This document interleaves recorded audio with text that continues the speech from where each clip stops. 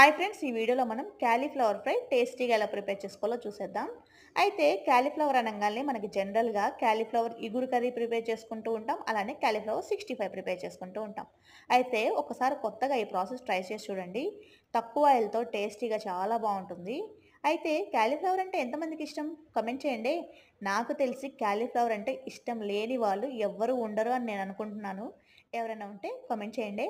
అయితే మా అత్తయ్య క్యాలీఫ్లవర్‌తో నిల్వ పచ్చడి గూడా ప్రిపేర్ చేస్తారండి. నేను ఒకసారి అత్తయ్యని అడిగి ఆ ప్రాసెస్ తెలుసుకొని మీకు నేను షేర్ చేస్తాను. చాలా బాగా చేస్తారు. అత్తయ్య పచ్చళ్ళు, అలానే వడియాలు ఇవన్నీ చాలా బాగా పెడతారండి. సో, మీ అత్తలు గూడా ఇంతేనా? కామెంట్ చేసేయండి. సో, ఫస్ట్ అయితే క్యాలీఫ్లవర్ ముక్కల్ని మీడియంగా కట్ చేసుకోవాలి. తర్వాత వేడి నీళ్ళలో కొంచెం పసుపు, కొంచెం సాల్ట్ యాడ్ చేసుకొని, అందులో క్యాలీఫ్లవర్ ముక్కలు యాడ్ చేసుకొని, ఒక 15 మినిట్స్ పక్కన పెట్టేసుకోవాలి. సో దట్ మనకి క్యాలీఫ్లవర్ అనేది కొంచెం మెత్తబడుతుంది. అలానే క్యాలీఫ్లవర్‌లో ఏమన్నా పురుగులున్నా గూడా కిందకెళ్ళిపోతాయన్నమాట. తర్వాత పాన్ పెట్టుకొని అందులో ఆయిల్ వేసుకొని, ఆయిల్ బాగా హీట్ అయిపోయిన తర్వాత క్యాలీఫ్లవర్ ముక్కలు వేసుకొని, ఫ్లేమ్‌ని మీడియంలో పెట్టుకొని మధ్య మధ్యలో కలుపుకుంటూ క్యాలీఫ్లవర్ ముక్కల్ని చక్కగా దోరగా ఫ్రై చేసుకోవాలి.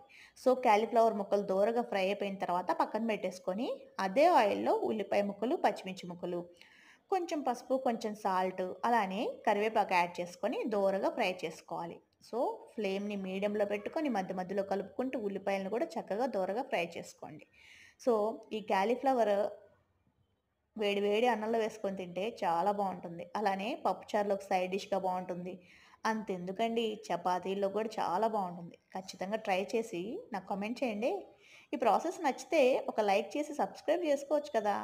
సో, ఇక్కడ చూసేసారా, ఉల్లిపాయ ముక్కలు దోరగా ఫ్రై అయిపోయినాయి కదా! ఇప్పుడు ఇందులో మనం క్యాలీఫ్లవర్ ముక్కలు యాడ్ చేసుకొని ఒక 5-7 మినిట్స్ ఫ్లేమ్‌ని సిమ్‌లో పెట్టుకొని మధ్య మధ్యలో కలుపుకుంటూ చక్కగా ఫ్రై చేసుకోవాలి. తర్వాత అందులో గరం మసాలా యాడ్ చేసేసుకోవాలి.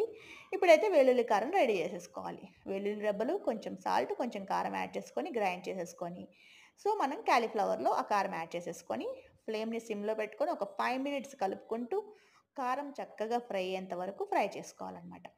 సో, ఫైనల్‌గా cauliflower fry ready. Bye bye.